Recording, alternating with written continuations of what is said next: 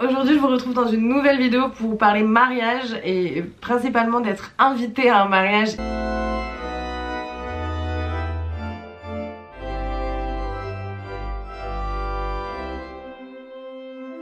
Qu'est-ce qu'on est censé faire quand on est invité à un mariage? Qui suis-je? Que dois-je faire? Comment je m'habille? Comment je me coiffe? Quel est mon rôle? Combien je donne? Qu'est-ce que je dois faire particulièrement? Quelles sont les choses vraiment à savoir dessus? Bref, je vais essayer de vous résumer tout ce qui est possible et inimaginable. Enfin bref, vous débriefer un petit peu tout ce qui s'est passé. J'ai pris ma douche, je vais me préparer en mode de mise en beauté comme si je partais à un mariage après, sauf que je vais chez mes beaux-parents. Donc je vais vous débriefer de un peu tout ça et je vais commencer en faisant mes cheveux et le coiffage que je m'étais fait qui était plutôt pas mal et plutôt rapide. Donc c'est parti. Alors juste pour contextualiser un petit peu quel mariage, enfin qui on était par rapport au marié. Donc c'était le mariage de Marie et Thomas. Ils se sont donc mariés le 13 avril. Et donc Seb est un des meilleurs amis de Thomas depuis 25 ans. Je dis un des meilleurs amis parce qu'il y avait également Adrien. C'est un groupe de 3 meilleurs amis où Adrien était témoin, Seb était bras droit du témoin. Parce que bah, tu peux pas avoir plus que 2 témoins, mais il y avait un des frères, enfin bref. La garde rapprochée on va dire des mariés. Et donc moi par définition, vu que j'étais la conjointe de Seb, j'étais assise à côté de lui au mariage, enfin je l'accompagnais dans tout, enfin quand t'es en couple, tu suis le truc et enfin voilà, après tu prends ta place et tu vois aussi comment t'as envie de t'engager dans le mariage. Mais moi j'étais hyper intéressée, super contente qu'il se marie et en plus je trouvais que c'était justement l'occasion de se rapprocher, mieux se connaître, enfin je sais pas comment dire mais j'étais contente d'y participer, j'avais vraiment envie d'être présente quoi. Donc voilà, je me suis mis un peu la liste des trucs dont je voulais parler parce que je sens qu'il y a quand même pas mal d'infos. Je vais un peu parler des trucs qu'on a fait en amont parce que du coup quand t'es la garde on va dire rapprochée des mariés, c'est toi qui viens un peu être les petites mains quand il y a besoin, faire aussi un peu les surprises, les orgas, les trucs comme ça. Après au-delà de ça, c'est pas non plus très compliqué. C'est plus oui en fait quand t'es garde rapprochée, t'es vraiment la première personne où si les mariés ils ont une emmerde, c'est à toi qui vont te donner la mission. Ça peut tout et n'importe quoi, je sais pas, aller chercher le petit déj le matin du mariage, ça peut être déplacer une caisse de vin pour pas que ce soit au marié de le faire ce jour-là, ou faire un peu l'organisation. Si tu veux faire des surprises pendant le mariage, évidemment les mariés vont pas faire leur propre surprise. On attend, on va dire généralement, quand tu fais partie de ce groupe là, à ce que tu prennes quelques petites choses en main et voilà. Et en sachant que pour la question de l'EVG, EVJF, donc Seb avait programmé et fait toute la partie EVG, donc je n'y étais pas évidemment, et à l'EVJF je n'étais pas invitée non plus, donc je sais pas exactement comment ça se passe cette partie là, mais il l'avait fait environ 1 mois et demi avant, et en général ça se fait sur 2 jours, enfin il y a souvent une nuit qui est prise dedans et le but en vrai c'est de faire quelque chose qui ressemble au marié ou à la mariée, donc soit tu lui poses des questions, soit elle te donne une liste, enfin après je pense que ça dépend un peu de chacun. Je pense pas qu'il y ait réellement de règles pour le VG, c'est plus un moment pour un peu souder je pense, enfin c'est comme ça que j'ai eu l'impression de le comprendre. Un peu de thermoprotecteur. D'ailleurs conseil pour les cheveux, si jamais pour un mariage je vous conseille de pas faire sur cheveux propres, genre sortie de douche votre coiffage parce que ça va pas très bien tenir. Mieux vaut les laver la veille. Et si jamais vous faites des balayages ou vraiment vous êtes en mode pump up à fond, des balayages c'est vraiment mieux de les faire 2 semaines avant l'événement pour que le blond se refonde bien. Si on est témoin, il y a tendance à avoir des spray tan, des trucs comme ça. Moi j'ai pas fait de spray tan, j'avais mis de l'auto-bronzant par contre, mais mal. Mais bon c'est pas grave, j'étais quand même un peu bronzée. Et qu'est-ce que j'avais fait en plus en prépa particulière? J'avais fait mes ongles, mais bon après je les fais constamment, mais j'avais fait attention à ce qu'ils soient beaux pour cette date là. Et j'avais fait une épilation teinture sur sourcils environ 1 semaine avant. Mais bon c'est parce qu'il y avait aussi l'anniversaire de Seb et tout, donc on va dire que tout était un peu en même temps. Alors pour le coiffage, pareil en soi il n'y a pas de règles. En soi, enfin moi je pense que c'est important de bien s'apprêter pour un mariage, parce que je trouve que c'est un peu une manière de rendre hommage aux mariés et c'est... En tout cas moi ce que j'avais envie de faire. Pour ce qui est de la coiffure, moi j'ai fait un truc qui était plutôt pas mal. Alors j'aurais pu faire des grosses boucles comme je fais assez souvent au quotidien, mais j'avais envie d'une coiffure un peu plus bon bref, qui changeait d'habitude. Je vais vous montrer, vous allez comprendre vite le délire. J'ai fait en fait des sortes de boucles dans ce genre de forme, donc un peu chlouk. Mais en gros vous prenez une mèche. La règle pour bien réussir ce genre de coiffure c'est de pas non plus prendre des giga mèches.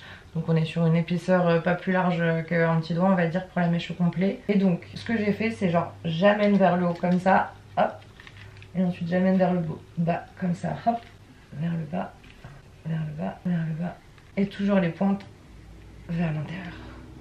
Et du coup je vais avoir tous les cheveux comme ça. C'est assez simple à faire et je vous montrerai juste pour la mèche sur le devant parce que ça fait un peu bof bof quand c'est fait de cette façon là. Mais c'est difficilement ratable et on n'a pas envie de se rater le matin du mariage. Donc voilà, alors j'en fais quelques-unes et de là.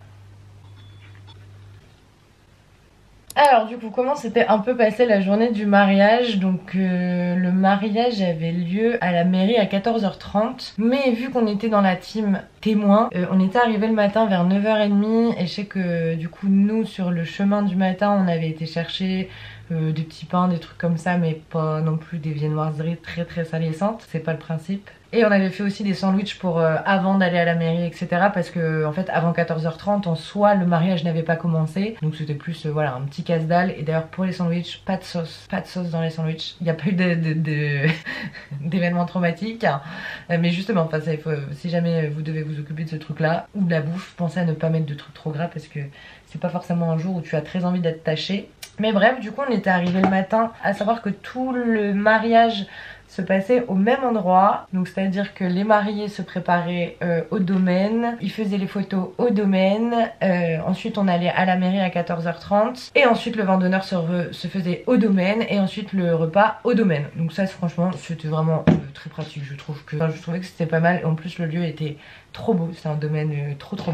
Donc le matin ce qui s'est passé, donc on est arrivé habillé tranquille, on n'était pas du tout préparé, pas maquillé, moi je m'étais pas non plus coiffée parce que je savais pas trop exactement à quelle heure le faire ou quoi, donc j'avais été pas du tout prête on va dire. Au final la mariée m'a appelée parce qu'elle m'avait vue dehors quand elle était en train de se préparer avec sa témoin, sa mère etc.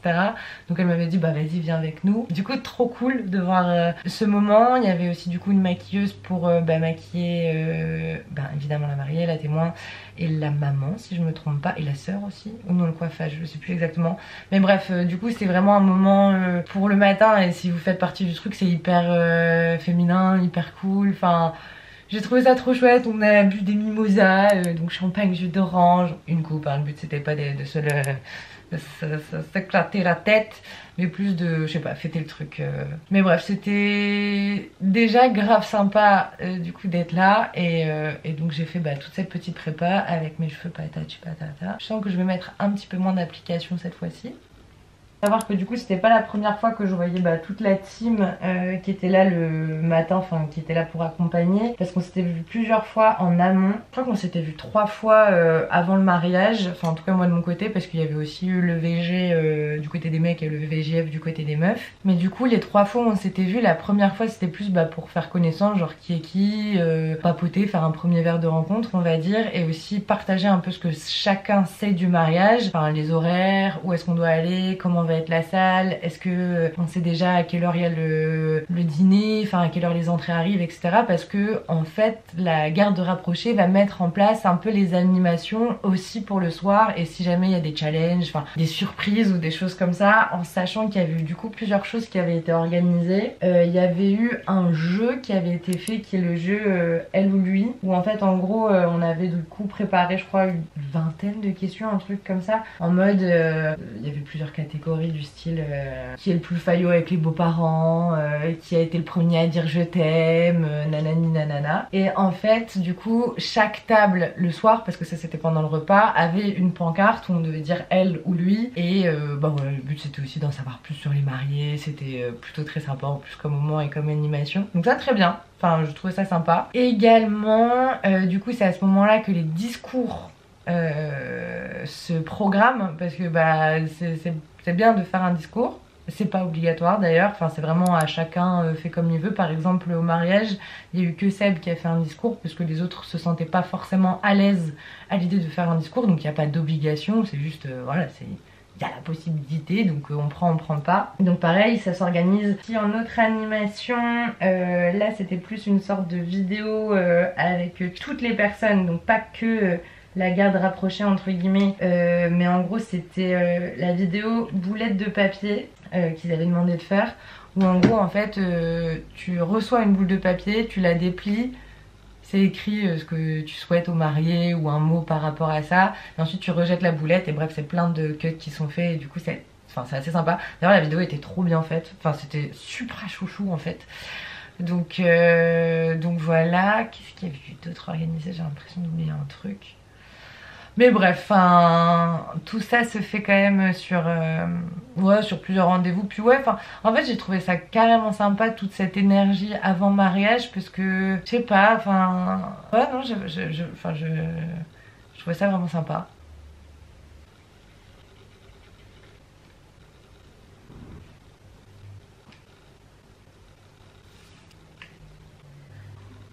Et du coup pour les mèches du devant, je vais les coiffer comme je le fais à mon habitude. Donc je divise en deux, et celle-ci le but c'est de les dégager. Je les prends là, je les claque vers l'arrière. Et là, je vais faire pareil, vers l'arrière. Et je la remets bien. Hop. Et du coup ça fait petit wavy, tout simple. Mais enfin voilà, pour la coiffure franchement vous cassez pas la tête à partir dans des trucs archi compliqués et tout, parce que je trouve que en fait pour le look, le make-up, même les cheveux, enfin tout ça, en fait le plus important c'est de réellement se sentir à l'aise. Et du coup je vais vous montrer quelle robe je n'ai finalement pas mise, alors que c'était ma robe que j'avais vraiment faite sur mesure pour le mariage. Mais j'ai pas senti la veille en réessayant mes trucs, j'ai fait non, en fait je mets ça. Mais vraiment, enfin, soyez à l'aise, mais soyez chic. Je trouve que c'est cool. Pour ce qui est du make-up, alors, ne prenez pas de risques inconsidérés. Et ouais, faut se maquiller, mais je vous conseille pas de faire un truc ultra cakey, ou enfin de prendre des risques incommensurés par rapport à votre manière de vous maquiller habituellement. En gros. Parce que, au final, il y a pas tellement de temps pour se préparer le matin, enfin on est vite occupé, donc je dirais au plus simple. Moi je sais que pendant 1 semaine et demie, 2 semaines avant, j'avais bien taffé ma skincare, bien démaquillage, bien gommage pendant 2 semaines et tout, pour avoir la peau la plus nette possible on va dire le jour J, et que je puisse rester sur un make-up assez léger. Et donc ce que j'avais mis ce jour là, j'avais commencé par une base pour que ça tienne all day long. Donc j'avais mis la base Pore Professionnel de Benefit. Pour ce qui est du fond de teint, j'avais pas été sur quelque chose qui était trop couvrant. J'étais restée sur du fluide teinté. Donc j'avais pris le Accord Parfait Nude, que j'aime beaucoup utiliser pour tout ce qui est soirée et tout. Et fond de teint, moi j'applique tout le temps à la main, parce que je trouve qu'il est plus fondu. Enfin je sais pas, que ça fait plus naturel, et je me loupe jamais. Évidemment en poudre. Celle-ci c'est la poudre pareil Accord Parfait. Pour les sourcils, je suis pas vraiment une pro des sourcils, donc je vais chez l'esthéticienne et je fais les épiler, et puis là j'arrive à les coiffer. Tac. Un vrai meilleur ami, la poudre de soleil, la Hoola, très bonne poudre. Évidemment c'est un mariage, alors ne pas hésiter à mettre du blush. Le Shelly de chez Benefit, pareil c'est un bonheur.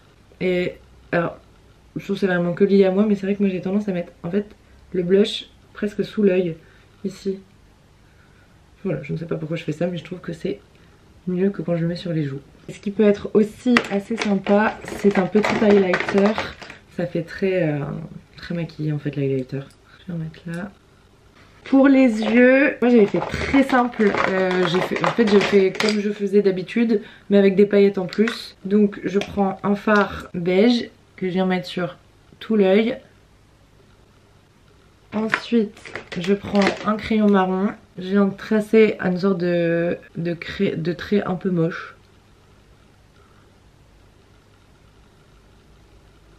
Dans ma palette, d'ailleurs c'est une palette La Provençale, je vais prendre une sorte de doré, ouais. Je mélange mon crayon colle et mon doré. Après moi le but c'est pas réellement que ce soit nickel. Ensuite j'avais pris cette palette là, qui est une palette qui vient de chez Monoprix, et c'est des paillettes, et les paillettes sont très énervées. Hop. Enfin, on y va pour le mascara. Pareil, les fossiles sont autorisés si vous préférez en mettre, mais je ne sais pas les mettre. Hop. Et j'avais mis un rouge à lèvres parce que déjà sur les photos je trouve ça plus joli d'avoir une bouche maquillée. Voilà, ça c'est vraiment mon avis. Et que je trouve que ce rouge à lèvres fonctionnait très bien avec mon look. Mais avec les autres robes, je sais pas, on verra bien si ça matchait bien. Et ça comme rouge à lèvres c'est le prenez des trucs qui bougent pas hein, un truc qui tient à mort. Ça c'est le It's Hotter de chez NYX, le lingerie XXL. Donc voilà pour le petit look mariage, make-up, cheveux. Et là je vais passer à la robe. Alors à savoir donc que j'avais fait faire une robe sur mesure pour ce jour là parce que alors, je sais pas si vous connaissez mon amour pour une créatrice qui s'appelle Sidou, SYDOUX, que je suis dans son aventure on va dire mode depuis qu'elle s'est lancée à peu près à la première robe qu'elle a sortie. Et bref, je suis fan réellement de ses robes, de son travail et du fait que ce soit une créatrice qui coud en France, qui fait tout à Paris. Enfin, je trouve ça super, donc voilà. J'ai acheté de chez elle beaucoup de robes depuis un moment. En tout cas depuis 2 ans, j'ai pas mal de ses créations. Et je lui avais envoyé un message quelques temps avant le mariage, je crois 2 mois environ avant, pour savoir si c'était possible de réaliser une robe sur mesure. Donc je vais vous montrer la robe sur mesure en question et je vous montrerai ensuite la robe que j'ai portée. Bon, je l'enfile et on en parle. Alors, je vous l'accorde, cette robe est juste absolument sublime et je pense adapter un mariage, mais peut-être pas un mariage en avril, peut-être en plein juillet, je me serais sentie plus à l'aise. Mais je sais pas, le fait qu'elle soit courte et tout, enfin ça m'a... Puis je vais essayer la deuxième et vous allez dire ouais c'est vrai que dans un sens, pourquoi pas. Mais bref, du coup c'est un modèle sur mesure, ça m'avait coûté 175 €. À savoir que pour cette robe là, parce que vraiment c'était le but hein, de porter elle, je me suis changée de tenue la veille. Donc j'avais prévu des collants chers évidemment, et j'avais été chez Walford. Et je vais vous montrer la robe que j'ai réellement portée pour le mariage. Et voilà finalement la robe du coup que j'ai choisie. Donc manche courte comme vous pouvez voir, enfin sans manche. Mais du coup une robe très longue. Donc vous allez me dire c'est bien ma belle, mais on est en avril. J'ai pas eu froid? Non, il a fait 23 degrés ce jour là. Donc déjà coup de chance phénoménale. Mais évidemment que j'avais prévu quand même une veste. Et pour ce qui est des vestes, je vous conseille la simplicité. Vous prenez une petite veste blazer comme ça c'est une veste que je dois avoir depuis 4-5 ans. C'est une Stradivarius. Et le fait de mettre du crème, ça rend ça chic et pratique. Et pour ce qui est des chaussures, alors je me suis acheté des chaussures spécialement pour le mariage. Donc qui sont celles-ci. Ce sont des Unisa, marque de chaussures que j'aime beaucoup parce qu'elles sont relativement confortables. Mais ne vous méprenez pas, ce n'est évidemment pas confortable après avoir passé 3-4 heures avec. Donc je vous montre ce que ça donne quand même avec les shoes. Mais évidemment c'était très très joli. Surtout, ne prenez pas qu'une paire de talons. Surtout s'ils sont hauts. Enfin voilà, si c'est des chaussures où vous savez que vous avez jamais mis, vous avez du mal à les supporter, vous allez les détester. Et le but c'est aussi le soir, quand on arrive ensuite après la mairie etc, de mettre d'autres chaussures. Et dernier accessoire que j'avais pris, ah oui, j'avais pris un sac beige également. Voilà le look final. Et Seb du coup aussi avait son costume qu'il avait également acheté à l'occasion du mariage. Donc voilà pour mon choix de robe. En soi, qu'est-ce que je recommande ou ne recommande pas de porter? Je vous recommande de mettre quelque chose dans lequel vous êtes à l'aise. Alors faut savoir quand même qu'un mariage au niveau des tenues etc, par exemple dans le cas de Seb, lui il avait dû s'acheter un costume, les chaussures, la totale. Moi au final j'avais acheté une robe, des collants, des chaussures, enfin c'est vrai que quand tu participes à un mariage et surtout quand tu fais partie de la garde rapprochée on va dire, il y a forcément un budget qui sort de ta poche. Déjà pour l'amont mariage, rien que les verres, le fait de se voir, le fait de participer ou non à l'EVG, EVJF, le fait de se trouver un costume, une robe, des chaussures, etc. Après chacun fait selon ses moyens. Évidemment que je vais pas vous dire qu'il faut mettre minimum 150 €, 300 € dans une robe ou je ne sais combien. Enfin voilà, après il faut adapter à chacun parce que j'arrive à la question de l'argent.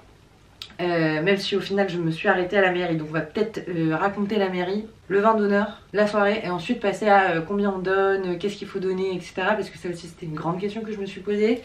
Alors du coup, une fois qu'on était tous prêts, que les mariés se sont retournés, qu'ils nous ont vus, qu'on les a vus, tout ça, donc on a fait des photos et ensuite chacun se préparait à y aller, vérifier que tout était prêt parce que par exemple à la mairie, les mariés voulaient qu'il y ait des confettis quand ils sortent, qu'il y ait des choses qui soient données et tout, donc bah pareil, c'est toujours un peu de communication en amont, mais le mieux c'est de voir aussi les mariés avant le mariage pour pas que le ou la mariée soit en mode chef de projet le jour de son mariage. C'est pas le but, c'est que justement tout le monde soit briefé et sait ce qu'il a à faire ce jour-là. Donc on est parti direction la mairie, il y a eu la cérémonie qui s'est passée, c'est extrêmement rapide, en 10 minutes.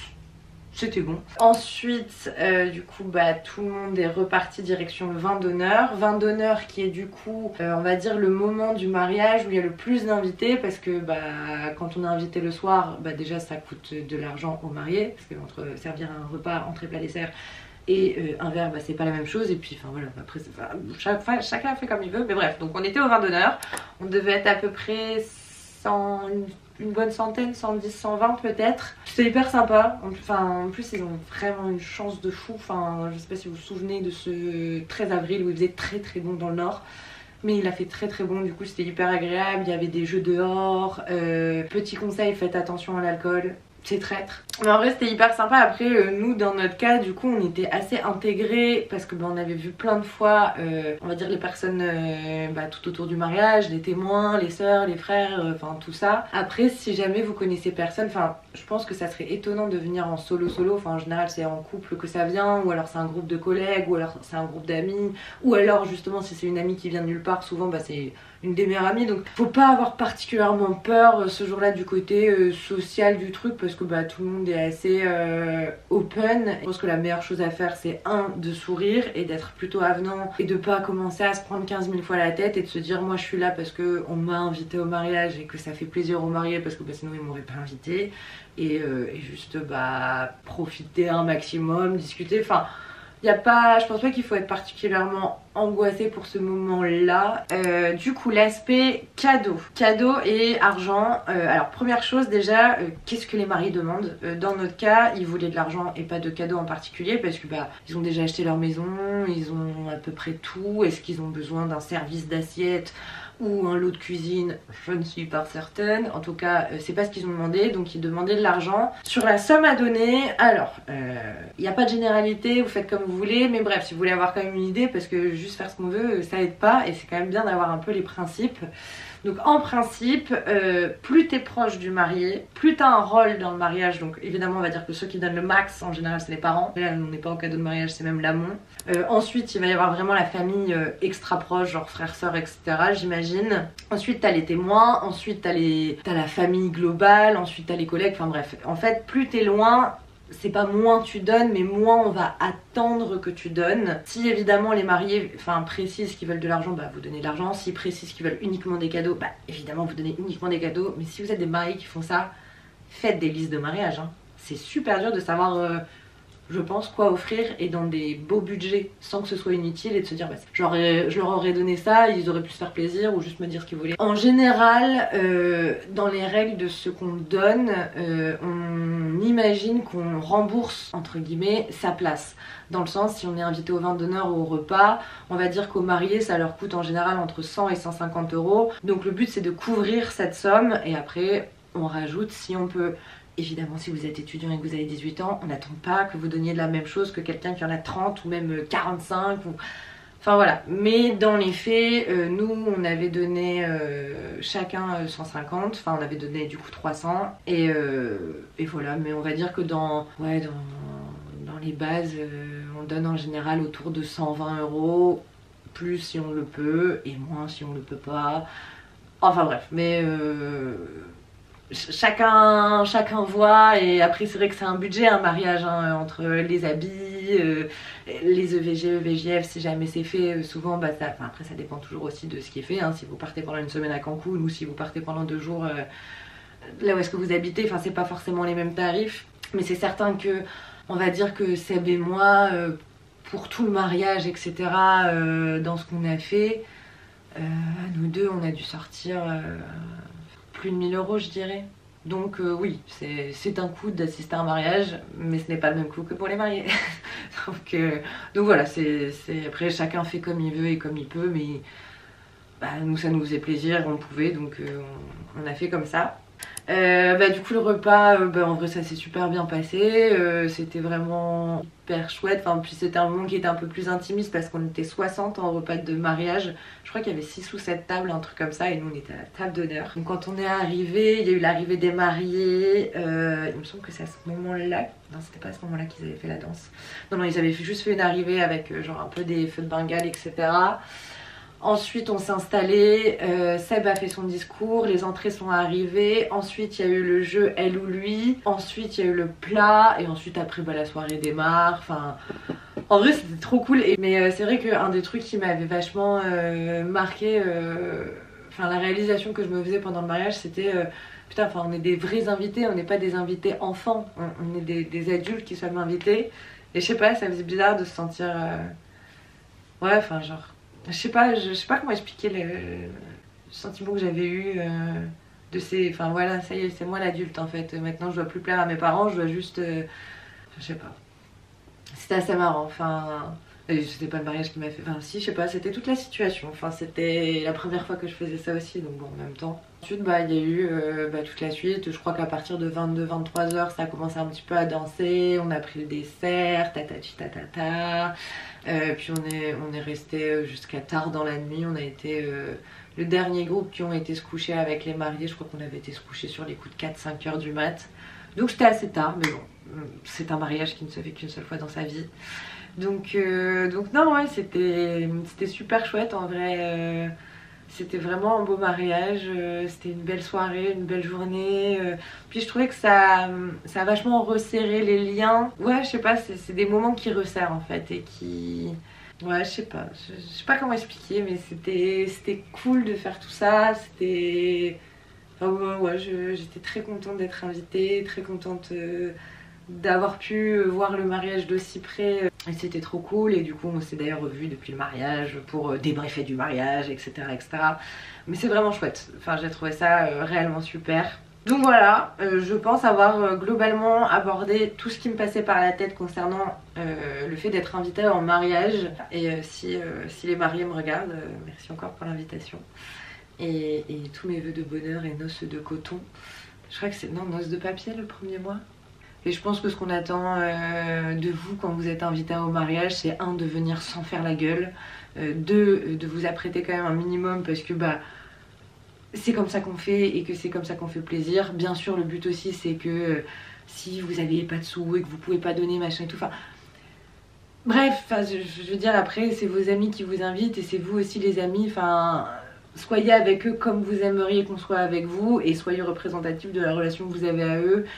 Il n'y a pas de règles obligatoires, chacun fait comme il le sent, mais c'est vrai que c'est toujours pratique de savoir comment on est censé faire à la base et voir si on a envie ou pas de suivre les règles.